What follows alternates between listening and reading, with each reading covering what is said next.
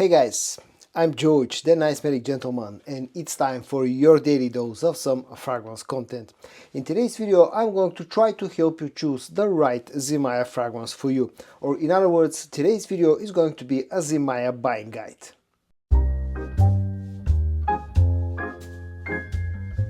Zimaya is a more budget-friendly orientated sub-brand of Afnan, and usually the fragrances from the brand of Zimaya tend to be very inexpensive, with a few minor exceptions that I'm going to mention later on in today's video. Keep that in mind. Usually Zimaya fragrances, at least around here in Europe, tend to cost somewhere between 15 to around about 20-25 euros, so that will be like 20 to 30-35 dollars. So they're very inexpensive, and you should keep that in mind because you should not expect super high quality from Zimaya. At the end of the day, usually you get the quality that you're paying for. In this case, it won't be super high, but they have some really nice gems in my opinion. Now, the first fragrance that I've included in today's video is called Ghyoom, and it comes in this interesting looking bottle.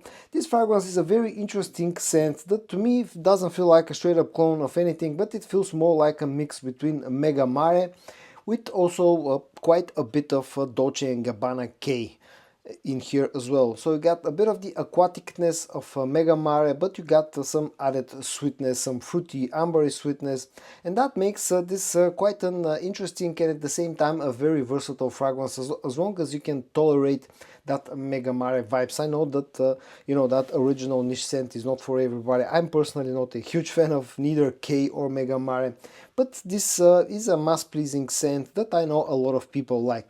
Quality here is pretty decent, performance is pretty good, and the price is pretty low. Usually costs around about 20, 21, 22 euros.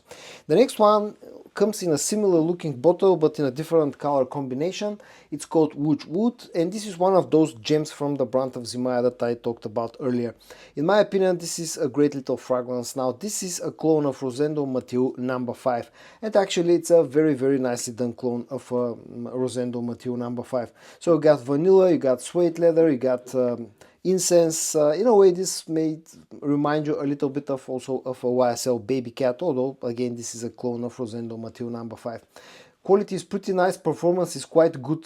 This was a great find for me from Zimaya, and all that again for roughly the same price as the other one, around about 21-22 euros. So it's very inexpensive, very affordable, and I really like this one.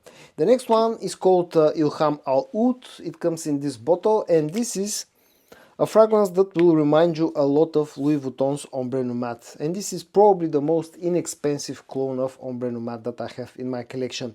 Now, it doesn't have nowhere near the same quality as the original fragrance as you would expect. Still, some of the main notes are the same ones that you'll find with the original fragrance, meaning leather, agar oud, rose, amber.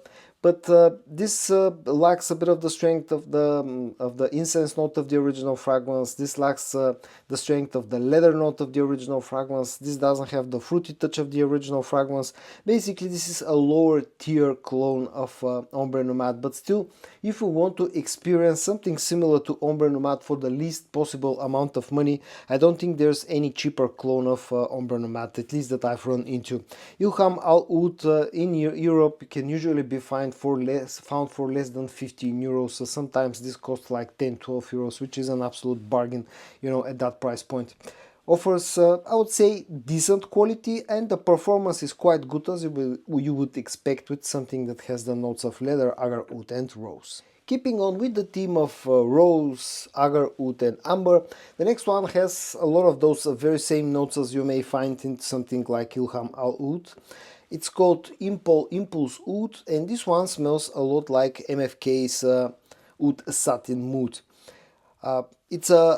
Make sure that you like heavily rose-based fragrances if you want to check this one out. But if you do, this is a pretty good alternative of the original fragrance from MFK.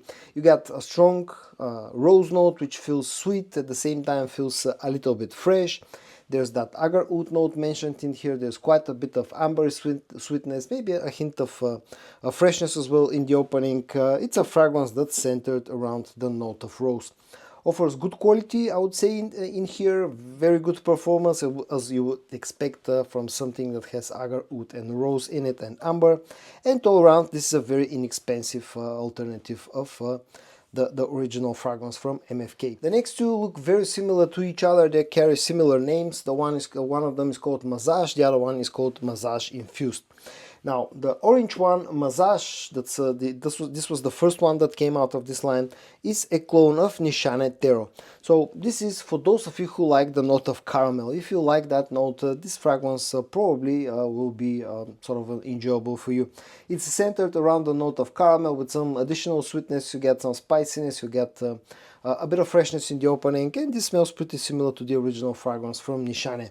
I'm personally not a super huge fan, but as you can see, this bottle has quite a bit of a dent in it, and that's down to my wife, because she enjoys this one a lot, and in fact I think she's wearing this one as her scent of the day today.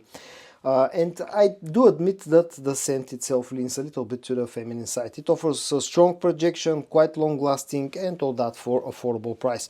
The other one that came a little bit later onto the markets, and it's called Mazaaj Infused, smells a lot like Louis Vuitton's Imagination, and this is one of those very inexpensive clones of Imagination. Now, it won't get you smelling super close to Imagination, but still it's this fresh, slightly sort of a floral scent profile that's heavy on the musks as well, has a bit of sweetness on the dry down, and this is a very inexpensive warm weather scent for those of you who like that original scent profile. If you do, this costs around about 20 euros here in Europe, so it's like 1/10 of the price of the original fragrance. Quality is decent, performance is also quite decent considering that this is more of a freshie, and it also tends to project quite nicely. The next two are again part of the same line, and they're called Itqan Noir and Itqan Gold. Itqan Gold is sort of a clone or a take on the scent of Mason Crivelli's Oud Maracuja. So if you have ever smelled Oud Maracuja or Oud Maracuja or any of the good clones of Oud Maracuja, this is this is a bit floral. There's a rose note in here, there's some leather, there's some ambery sweetness, there's some agar oud. In a way, this smells similar to Ilham Al Oud as well, because it smells similar to Louis Vuitton's Ombre Nomade. This is not an exact clone of Oud Maracuja. This feels more floral in a way, more heavy on the rose note, more heavy on the ambery sweetness instead of that passion fruit sweetness that the original fragrance has. But all around, it's a nice take, maybe slightly more of a feminine take on the Oud Maracuja scent profile. Good quality, very good performance, very good projection. This is a little bit more pricey usually, around about 25, maybe close to 30 euros, but it's a slightly newer release from Zimaya. The other one from this line, which is called Itqan Noir, smells a lot like a mix between YSL Myself EDP and YSL Myself Le Parfum. It feels like a mix between the two scents. It's a little bit sweeter, slightly darker than the EDP version of Myself, but is not as dark or as sweet as Myself Le Parfum. But it's a very versatile fragrance that has a bit of a floral element to it, has quite a bit of sweetness, a bit of powderness, very easy to wear, works pretty much all year round, offers very good performance when we talk about longevity, is not very strong when we talk about performance, or when we talk about projection, but the total longevity on skin is actually quite good. Again, price-wise, it's pretty similar to the Itqan Gold, so it's slightly more pricey, but again, because of the versatility and the likable factor of this one, I think it's a worthy fragrance. The next one that I've included in today's video is the newest Zimaya fragrance that I've added to my collection. It's called Inecas Luna, and this one smells a lot like Givenchy Gentleman Reserve Privé, and to be honest, this is one of the better clones of Reserve Privé that I have in my collection. So it's powdery, it's warm because there's a bit of chestnut in here, there's a bit of a boozy vibe in here, there's quite a bit of sweetness on the dry down, maybe a hint of tobacco, smelling quite similar to Reserve Privé, maybe lacking a little bit of the warmth of the original fragrance, but other than that, in the air, quite similar. And I really like the original scent profile, so this is a very, very good alternative. It's quite affordable. I paid around about 20 euros or something like that to get it, which makes it very inexpensive in my books. Offers decent quality and very decent performance, pretty much on par with what I get out of my original bottle of Reserve Privé.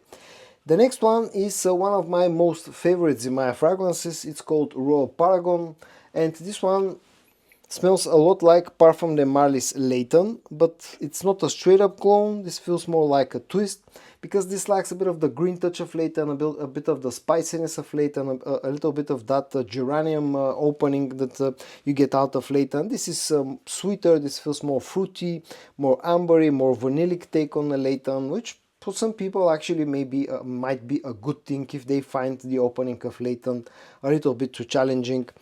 Smells very nice actually, offers pretty decent performance, pretty decent projection, especially after some maceration, and this is the most inexpensive clone of Layton that I have in my collection.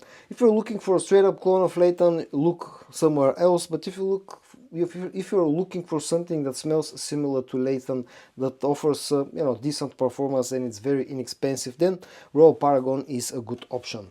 The other one is a very interesting scent. It's called Brave Heart, and this one smells a lot like Dolce & Gabbana The One Luminous Night. But again, just like Royal Paragon, this doesn't feel like a straight up clone, because this is slightly sweeter than Luminous Night. This feels a little bit more bubble gummy in the opening, lacks a bit of that Middle Eastern vibe that you will get out of of the Luminous Night. This feels more like a Western version, or more like a bubblegummy version of Luminous Night, but actually smells very decent. I like this one a lot, and this is one of those hidden gems from Zimaya in my opinion.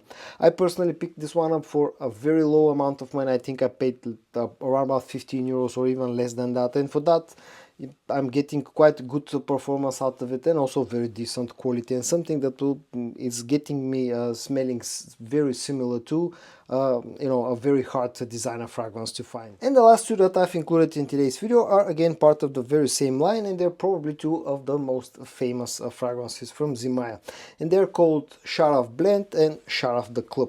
They look very similar to each other bottle-wise. Now, Sharaf the Club is an interesting fragrance that to my nose smells quite a bit like a Creed Aventus, but at the same time having quite a heavy twist. And in my opinion, that heavy twist is like a soapy twist.